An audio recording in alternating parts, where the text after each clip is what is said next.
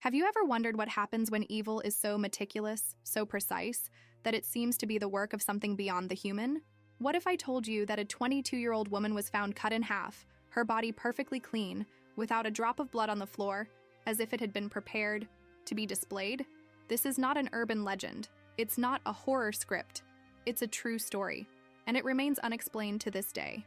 You're about to learn about the case of the Black Dahlia, one of the cruelest, most mysterious, and most disturbing murders ever recorded. The scenario? Los Angeles, 1947, a city intoxicated with glamour, where dreams are born and disappear every day. But on that misty January morning, something emerged from the dry Hollywood floor, something that not even the darkest films dared to show. Elizabeth Short's body was found torn in half, with a surgical precision that left no doubt. Whoever did it knew exactly what they were doing. And the most sinister? The killer was not in a hurry. He had time. He had control. He left a signature, a grotesque smile carved with a blade from ear to ear, as if he wanted her to keep smiling even after death. There was no blood. There were no footprints. It was as if the body had been emptied, not only of blood but of humanity. And when the newspapers printed the headline, "Hollywood's Cruelest Murder," the city stopped. But the truth never came. As the police stumbled over their own failings, a wave of cryptic letters began to arrive in newsrooms. Anonymous letters, cut with scissors, written with pieces of movie ads. As if the killer himself was playing with everyone. The press, the police, the public. He wanted to be read. He wanted to be feared. And above all, he wanted not to get caught. But what you may not know is that there are tapes. Real tapes. Recordings made by the Los Angeles police themselves, hidden inside a man's house. And on these tapes, this man, a respected, influential doctor with connections and money, says in no uncertain terms, "What if I killed the Black Dahlia? They can't blame me now. My secretary is dead." Yes, you heard that right. There is a real recording in which the main suspect practically confesses. But even with that, the case was archived, the evidence disappeared, witnesses disappeared, and the name of the murderer, it never officially appeared. Why? Why does such a grotesque story, with so much evidence, with so many red notices, remain one of the greatest unsolved mysteries in American criminal history? Did anyone buy silence? Did someone very powerful need the truth to be buried? Or are we facing something darker than we imagine? Because there are those who believe that this was not just a murder. It was a ritual, a meticulous sacrifice, planned, loaded with symbolism. The crime scene, the pose of the body, the absence of blood, the chosen location, the grotesque signature on the victim's face. All of this raises a question that few have the courage to ask out loud. Was this crime only human? In the next scenes, you will learn about the hidden evidence. You'll hear the words of a man who may have been the killer, and yet died free. You will understand why this case haunts the city of Los Angeles to this day, and why, perhaps, it was never meant to be solved. On the morning of January 15, 1947, Betty Bersinger went for a walk with her infant daughter. It was an ordinary, sunny, calm day, typical of Los Angeles in that golden decade, where the glare of Hollywood overshadowed any darkness that dared to lurk in the streets. But as she passed the 3800 block of Norton Avenue, something caught her eye. On the empty lawn of a vacant lot, among scattered garbage and the fog of the early morning, she saw what appeared to be a mannequin broken in half. Too white, too clean, too artificial. She approached, and then he understood. That was not a mannequin. It was the body of a woman, split in two, completely pale, without a single drop of blood around it. Elizabeth Short, 22 years old, aspiring actress, known later as the Black Dahlia, a name borrowed from the dark flower and noir aesthetic that hovered over its history. His body was meticulously mutilated, cut with frightening surgical precision, the torso separated from the bottom, the viscera removed, the legs extended at an almost choreographed angle. There were no signs of internal scratches or bruises, no broken bones, no evidence of struggle. The killer didn't just know what he was doing, he had practice. It was as if he was showing off his work. But what turned this already terrifying scene into something even more macabre was what he left on Elizabeth's face. A smile, a cut made with a sharp blade from the corners of the mouth until it almost reaches the ears. A permanent smile, forced, cruel, like a signature of horror. A gesture that said, "Look what I did, and try to forget me." The absence of blood was, Another disturbing detail: the body had been completely drained, which not only required technical knowledge, but also a lot of time. This was no ordinary crime scene. It was almost a ritual. There was no blood at the scene, which indicated that she had been killed elsewhere and taken there only after everything was ready. The site of the discovery, an empty lot in a residential neighborhood, seemed carefully chosen, discreet enough for the killer to act, but visible enough to ensure that the body was found, and quickly. The news spread like wildfire. Within hours, newspapers were already stamping headlines in large letters.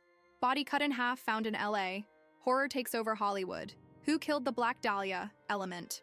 Photographers crowded into the scene. Reporters invented details to make the story even more appealing. And as always, the audience, thirsty for morbidity and scandal, consumed every bit of the narrative. Elizabeth Short, a hitherto anonymous woman, had been immortalized as the most famous victim of a murder that no one could explain. But what came after only deepened the mystery. 9 days after the body was found, a letter arrived at the Los Angeles Examiner office. The envelope was covered with newspaper and magazine clippings, glued one by one, as if the sender was afraid to reveal his handwriting, or as if he were having fun with his own insanity. In the text, the author said, "Los Angeles Examiner and other Los Angeles newspapers, here are Dahlia's belongings. Letter to follow." Inside were Elizabeth's personal documents: birth certificate, social security card, photos, and a small address book, with several pages torn out. But there was more. The entire envelope had been carefully rubbed with gasoline, a known method for erasing fingerprints. The killer knew what he was doing. He wasn't just someone cruel and methodical. He was someone who knew the system, that he understood the rules of the game, and he knew how to circumvent them all. In the following days, more letters arrived at the newsrooms. Some handwritten, others composed of cutouts like the first. One of them read, "I surrender on Wednesday, January 29th. I've had enough fun with the police." Signature, the Black Dahlia Avenger. But he didn't show up. It never appeared. The letters continued. Some contained only loose phrases, such as cryptic codes. Others brought threats, bad jokes, or small disconnected confessions. The police did not know if they were dealing with a single perpetrator or with several people trying to take advantage of the case to gain attention. Fear grew. The public speculated. The newspapers fed paranoia. And while all this was happening, the investigation stalled. The LAPD had no solid suspects. There were no witnesses. And worse, he had no real desire to expose the rotten of a city where appearances were worth more than truth. Many believed that Elizabeth had been involved with powerful people, influential figures in cinema or politics, and that therefore her death was more convenient as a mystery than as a solved case. The killer's modus operandi was increasingly unusual. He did not kill on impulse. He planned. He chose his victim. He chose the location. He chose the moment. And then, it disappeared without a trace. There was no other murder like that in the months that followed. No other body appeared mutilated in that way. It was as if that macabre act had been unique. A message, a spectacle, or a ritual. A hidden sacrifice made under the distorted spotlight of a city driven by fame, silence, and secrets. Even decades later, the investigators who reviewed the case can't understand all the details. There are inconsistencies in the witnesses, gaps in the reports, and a series of documents that simply disappeared. To this day, it is not known who took those pages from Elizabeth's address book, nor what was in them. Friends, clients, accomplices, the mystery remains. And the feeling is that this is not just an unsolved crime, but of something carefully buried, protected by layers of institutional silence, invisible interests, and perhaps even beliefs much darker than we imagine. Because as we dive deeper into this story, we begin to realize that the murder of the Black Dahlia is not just a tragedy. It's an open wound in a city that has learned to hide corpses under red carpets. And when you look closely at the first clues, the cuts, the precision, the setting, the letters, the silence of the authorities, you begin to realize that it all seems orchestrated, as if someone somewhere wanted this crime never to be solved, as if the truth, in this case, were more dangerous than death itself. Elizabeth Short, a name that, until that January morning in 1947, meant next to nothing to most people. But after the discovery of her body, mutilated and positioned as a macabre work, she would become the symbol of a mystery that would defy decades of investigation, dark theories, suppressed suspicions, and a wound that Los Angeles never managed to heal. But who was she, after all? And why doesn't this story just seem like a crime? but rather a muffled scream coming from the depths of a city that loves to hide its monsters under makeup and artificial light. Elizabeth was young. She had ordinary dreams and a beauty that did not go unnoticed. He lived between audition announcements, attempts to get into the cinema, and small jobs.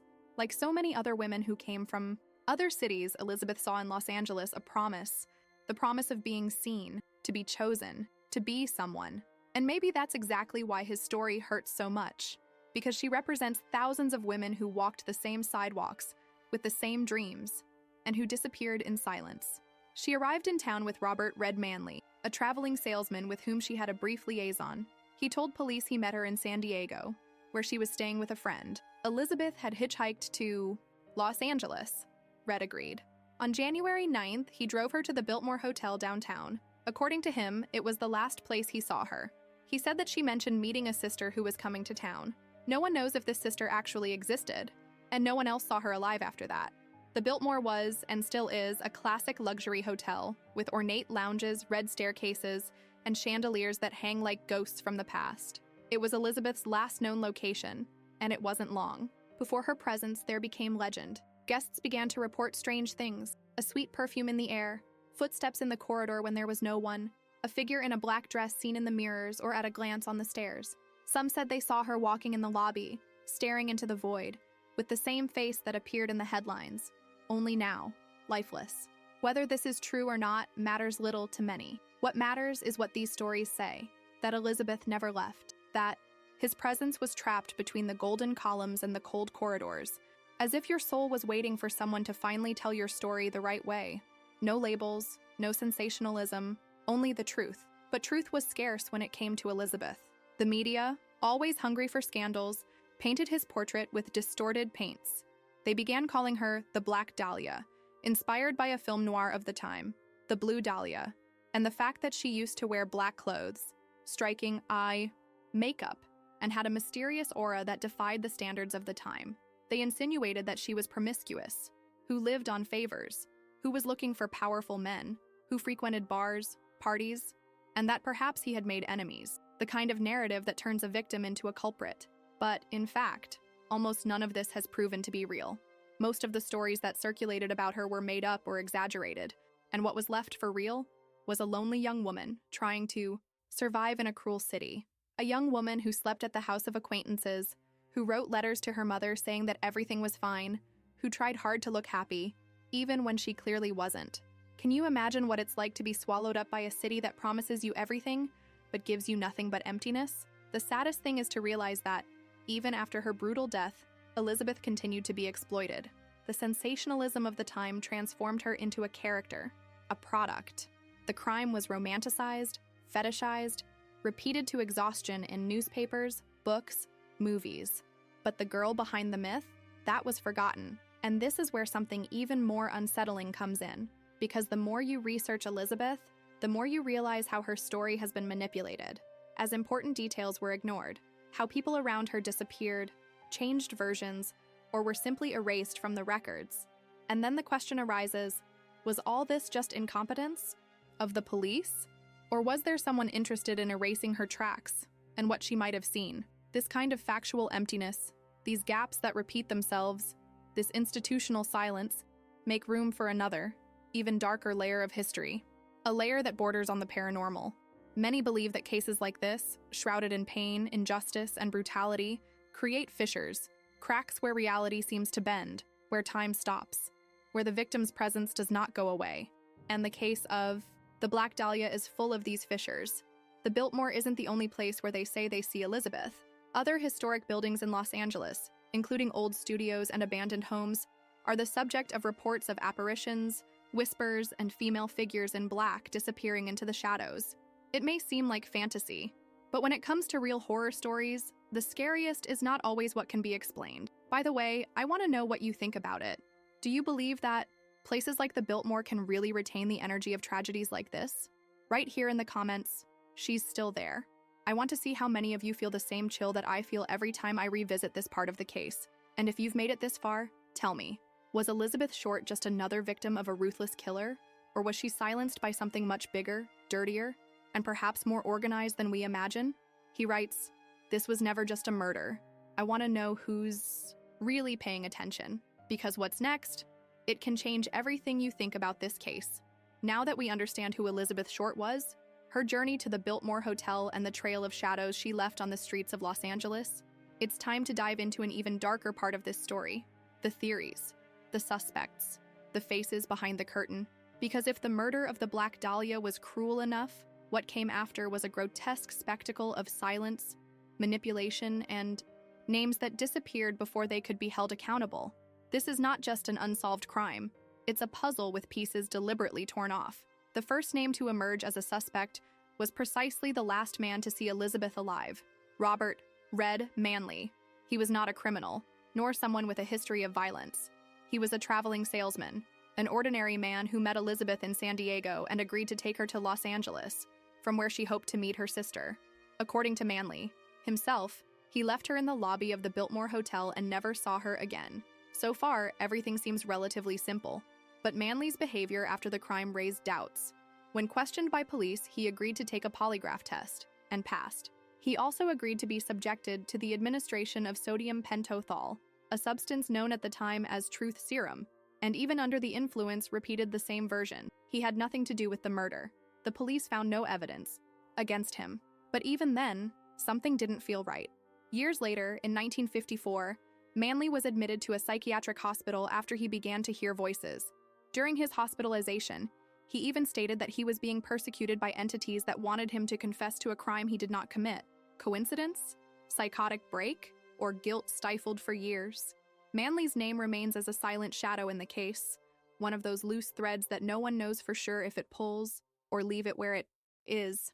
Then came Joseph Dumas, an army soldier who, in an act of chaotic confession, admitted that he could have killed Elizabeth. He said that he had been with her in San Francisco, and that he had drunk so much that he could not remember what happened. Imagine the scenario: a distraught man telling police he could have committed the most brutal murder of the decade, but didn't know for sure. This is not only disturbing, it is almost a call for chaos. But soon investigators discovered that he was at his military base on the day of Elizabeth's death. The evidence exonerated him, technically. But the truth is that a man confessing something so specific, even in a state of confusion, always leaves marks. And in the case of the Black Dahlia, each confession carried the weight of more questions than answers. But nothing, absolutely nothing, compares to the figure that many believe to be the real killer. A name that, the more you dig, the dirtier it gets. George Hodel, doctor, surgeon, intellectual, and perhaps one of the best protected psychopaths in American criminal history. Hodel was not just any name. He was an influential man with powerful connections within Los Angeles. He studied medicine at a time when few had access to this type of knowledge. He was a specialist in venereal diseases and worked directly with victims and criminals. He knew how to deal with the human body. He knew how to cut, how to dissect, how not to leave marks, except the ones he wanted to remain. But the scariest thing is not what he did. It is what was ignored. Decades after the crime, George's own son, Steve Hodel, a former Los Angeles police detective, began investigating his father. At the age of 5, Steve lived in the house where George lived during the time of the Black Dahlia murder. He grew up with the silence of a cold, distant, disturbing father, and after years of dealing with the city's worst crimes, he began to see signs inside his own home. That's when his personal investigation began, and what he discovered is worthy of a true horror movie. George Hodel had a secret room at home, a space where children could not enter, a place where, according to testimonies, festivals, rituals, and things that no one has been able to explain clearly. Among his father's belongings, Steve found old photos, and one of them appeared to be of Elizabeth Short herself. When he took the image to facial recognition specialists, the reports returned with 90 to 95% compatibility. But the tests, of course, were considered inconclusive, because in this case, everything that should be proof disappears or is disqualified. George had also been accused of sexually abusing his own daughter, a very serious allegation, but one that ended up without conviction. But nothing compares to what was recorded by the authorities. During an undercover investigation, police placed wiretaps in George Hodel's office and residence, and in one of the recordings, he says, in all words, "Supposing I killed the Black Dahlia. They can't accuse me now. My secretary is dead." That phrase alone should have been the end of the mystery, but it wasn't. Instead, the case was simply dropped. George was never arrested, never even formally accused, He traveled abroad, lived quietly for years, and died free. The most shocking? Much of the police files on the case simply disappeared, as if someone had wiped their tracks, as if it had been ordered that this name never be officially associated with the crime. And if you're thinking that this sounds like police corruption, it's because maybe be exactly that. The LAPD of the time was known for its promiscuous relationship with powerful figures in the city. Bribes, favors, file burnings, none of these were unusual. And all of this was revealed years later by investigative reporters and even retired former police officers. The name George Hodel kept popping up in the shadows, whispered among those who knew too much. But it never made the headlines, because messing with certain names could be costly, very expensive. And then we have this explosive combination: a doctor with surgical skill, a history of abuse and manipulation, overwhelming circumstantial evidence, a recorded confession, and yet no arrests, no charges, just silence, and a corpse divided in half, which to this day cries out for justice. I know all of this is hard to process, but that's why I need to know what you think. Do you believe that George Hodel was really the killer, or that he was just another link in a chain of corruption, secrets, and dark interests? He comments here, he knew too much. Or, if you think the police knew and hid the truth all along, right, the truth has been bought. This case only stays alive because people like you keep asking the right questions. Then comment, because what I'm going to show you now, it's even more disturbing. Steve Hodel was not a sensationalist. He was not a crime fiction author nor a conspiracy theorist. He was a professional detective with almost 2 decades of service in the Los Angeles Police Department. And yet, at the end of his career, when he decided to investigate his own father, he plunged into a spiral of horror and revelations that even he, with all his experience, could not have foreseen. He knew that George Hodel's shadow had always been present in his childhood, even if silent. But he did not know that when he began to pull a thread, apparently loose, he would find a complete web of crimes, cover-ups, and institutional silence. Steve started with something that, at first glance, seemed banal: an old photo album inherited after his father's death. Among family images, travel records, and forgotten faces, there were 2 photographs that froze Steve's blood. The face of a young woman, sculptural, piercing eyes, dark hair, fair skin, and an unmistakable countenance. The resemblance to Elizabeth Short was so disturbing that Steve was in shock. But he needed more than visual impression. He sought out specialists, and the reports returned with impressive numbers, between 90 and 95% compatibility with Elizabeth Short's facial features. Still, the forensic community declared the evidence inconclusive, as if the truth was there, but hidden behind a veil that no one had the courage to tear. But Steve didn't stop. He knew that something even darker was buried, perhaps literally, and it was then that he decided to return to his childhood home, George Hodel's residence in the 40s, the famous Souden House, a building with architecture inspired by Mayan temples, with stone columns, dark corridors, and a suffocating atmosphere. This is where George lived at the time of the Black Dahlia's murder, and it was there that, according to some reports, strange parties took place, with powerful guests, drinks, drugs, and rituals, stories that for a long time were treated as rumors, until Steve took a trained sniffer dog to locate human remains to the property.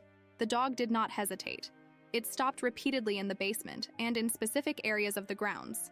He scored insistently, evidence that something, or someone, was buried there. The soil sample was sent for analysis. The result? Presence of decomposing human organic compounds. What does this mean? That yes, human remains have been detected in the place where George Hodel lived, where he kept his secret room, where he said that his children could not enter. But even with this evidence, the LAPD refused any kind of reopening of the case. He ignored the report. He ignored the dog. He ignored the ground. He ignored the son of the main suspect, who had once been one of his own detectives. The silence was deafening. Steve insisted. He tried to gather more evidence. He collected the records of wiretaps installed by the police in his father's house decades ago. And there was, again, the recording where George said, "Supposing I killed the Black Dahlia, they can't accuse me. My secretary is dead." This confession, made inside the house itself, recorded by official agents, should have been enough. But the case remained buried, as did George's possible victims. What Steve discovered over the years went beyond the Dahlia case. George was suspected of other crimes, other disappearances, other women, cold cases with disturbing similarities, mutilated bodies, ritualistic poses, Absence of blood, a pattern, a modus operandi hidden behind the facade of a respectable doctor. And with each attempt by Steve to connect the dots, more documents disappeared, more barriers emerged, and more people tried to discredit his work. So the question arises that no one wants to answer out loud. Was George Hodel protected? Did anyone within the police or prosecution benefit from silence? Because let's face it, it's not every day that a suspect has his own son, a detective, presenting evidence, recordings, physical clues, and testimonies. And yet, nothing happens. No movement. No official reopening request. Just dust settling, year after year, on a case that cries out for justice. But what if it wasn't just protection? And if there was payment? Bribe? Favors exchanged in the shadows? George was rich. He had connections. He knew secrets. It's not hard to imagine that he could have bought the silence of the right people. And more, that he could have used the system to his advantage to manipulate the facts, suppress the evidence, and hide in plain sight. That's what makes the Black Dahlia case so suffocating. Not only the crime itself, but the abyss of possibilities that opens up around it. The truth at this point seems to be more dangerous than the lie itself. Because if George Hodel really did kill Elizabeth Short, and everything indicates that he did, then it means that the entire city collaborated, actively or by omission, so that he would never be held accountable. It means that there was a network of silence, a pact, a conspiracy that allowed a possible ritualistic killer, methodical and calculating, to live his life without paying for what he did. And if that happened to him, how many other cases have been buried in the same way? More than 7 decades have passed. The city has changed. Buildings have grown. Cars have multiplied. The sounds of sirens and whispers mingle with the wind. But the case of the Black Dahlia remains there, motionless, embedded in the floor of Los Angeles like a specter. You can walk through the city streets, visit the old bars, pass in front of the Biltmore Hotel, or even the former Hodel residence and feel something that is not visible, but that pulsates, as if the whole city knew a secret that no one dares to say out loud. Elizabeth Short is not just a name filed on a police report. She became a symbol, a tragic icon of Hollywood's golden age, where behind the glare and spotlight, dark corridors, closed doors, and silent packs were hidden. Her beauty, so intensely exploited by newspapers and tabloids, became a fetish. The violence of his death transformed into a spectacle. The injustice of its history silenced for generations. She wanted to be seen, and it was, but not in the way he dreamed. And if you got here with me, it's because you felt it. It's not just interest. It's discomfort. It's frustration. It's that feeling that something very wrong was pushed under the rug by hands that had too much power to be questioned. And what disturbs me the most is to think that maybe that was the plan from the beginning. Perhaps Elizabeth's murder was just the visible tip of an underground network, a web of influence, corruption, perversion, and silence. And the worst? Such a web may still exist. George Hodel died without being punished. He lived his life away from the eyes of justice. Meanwhile, his son, Steve, screams to himself, a man who exchanged his uniform for a notebook, who abandoned the police bureaucracy to pursue the only truth that mattered, that of his own family. Imagine that for a second, having to look at your father's face and ask, was it you? Having to investigate the corridors of your childhood not to remember, but to understand where the horror began. And with each page turned, each clue discovered, Steve Hodel took us deeper. He showed the photos, the recordings, the physical evidence, the reports ignored, the silence of the LAPD, the real possibility that Elizabeth Short was murdered by a trained, influential, excessive, tech-savvy man, and above all, a protected man. Because George Hodel wasn't just a suspect, he was untouchable. And what does this tell us about the system? Do you remember those letters sent to the newspapers? Of the meticulously glued cutouts? The coldness of the killer in sending Elizabeth's belongings as if they were trophies? Now think about it in the light of everything we have talked about. That was not arrogance. It was a warning. It was control. It was someone saying, I make the rules, and no one will stop me. Can you imagine the kind of mind that doesn't just kill, but does it shape the narrative of death itself? What if the rumors are real? What if the murder of the Black Dahlia was not just a heinous crime, but a ritual? Something symbolic? A message for those who knew too much? A staged, posed, clean, theatrical act? As if it were part of something bigger? How many more like her disappeared into the dark folds of this city? How many bodies disappeared without a trace because someone powerful needed it to be so? How many truths have been rewritten until they become fiction? I invite you now to reflect, not as a spectator, but as part of history. Because yes, you are part of it. Every time we talk about Elizabeth, who exposes this case, who brings up the names, the places, the mistakes, we break the silence. We push the truth out of the grave. So tell me, do you believe that George Hodel was the real murderer? Or do you think the truth died with him?